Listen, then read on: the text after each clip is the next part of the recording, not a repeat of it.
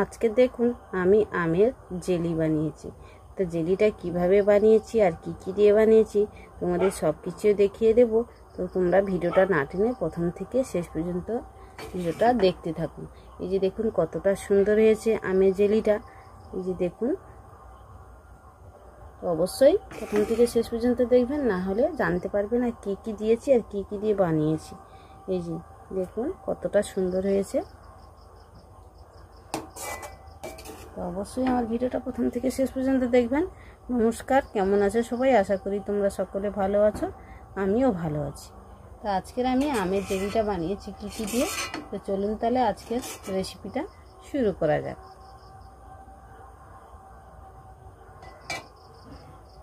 এই যে দেখুন আমি এই যে আমের জেলি বানানোর জন্য এখানে দুটো সাইজের আম নিয়েছি।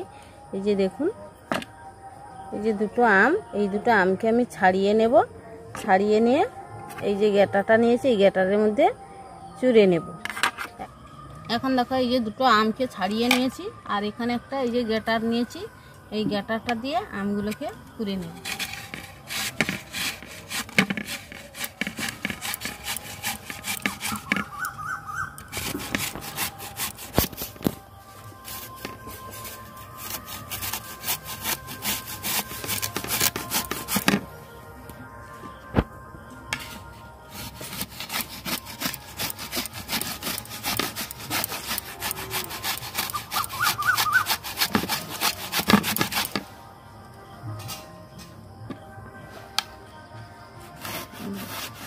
এই যে দেখুন আমটাকে ভালো করে গেটার দিয়ে এই যে কুড়ে নিয়েছি, আর আমের আঁটিটাকে এই যে দেখুন বাদ দিয়ে দিয়েছি।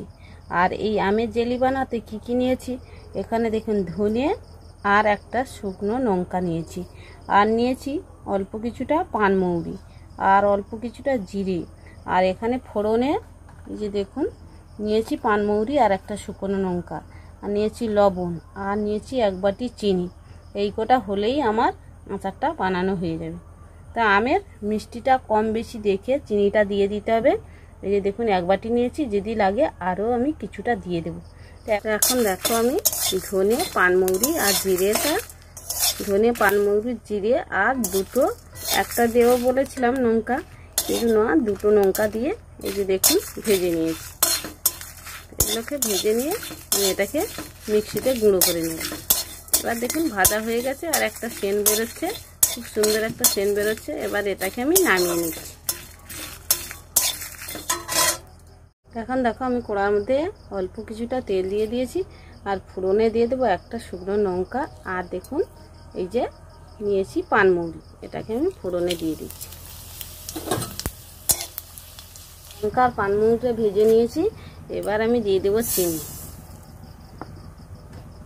সঙ্গে সঙ্গে দিয়ে দেবো কিছুটা জল।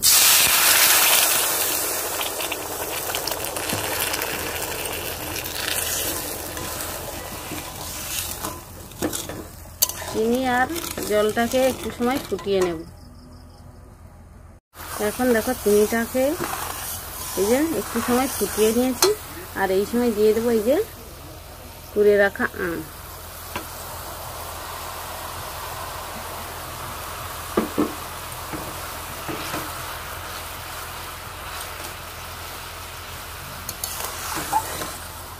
আমটা দিয়ে দিয়েছি, এটাকে আমি একটু সময় ফুটিয়ে নেব। এখন দেখো আমি আচারটাকে ভালো করে আমি 10-12 মিনিট ভালো করে একটু এই যে দেখুন গ্যাসের আঁচটা একদম কমিয়ে এটাকে এই যে দেখুন আচারটা তৈরি করে নিয়েছি। এবার সবশেষে দিয়ে দেবো একটু স্বাদ মতন লবণ। লবণটা দিয়ে দিয়েছি, দিয়ে এটাকে ভালো করে একটু দেখুন নেড়ে চেড়ে নিচ্ছি। আর দেখতে দেখুন আচারের কালারটা কত সুন্দর হয়েছে, জেলির কালারটা।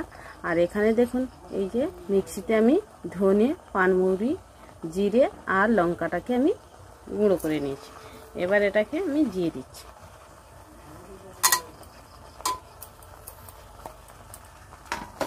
সবটা দিলাম না, কিছুটা আমি দিয়ে দিয়েছি, দিয়ে এটাকে ভালো করে একটু নেড়ে চেড়ে নিচ্ছি।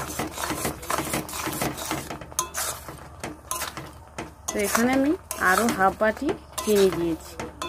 মোট এখানে আমি দুটো আমের জন্য এখানে 300 গ্রাম চিনি ব্যবহার করেছি। এই যে দেখুন সব কিছু দিয়ে একটু নেড়ে চেড়ে নিয়েছি। এবার এটাকে আমি নামিয়ে নেব। এই যে দেখুন দেখতে কতটা সুন্দর হয়েছে।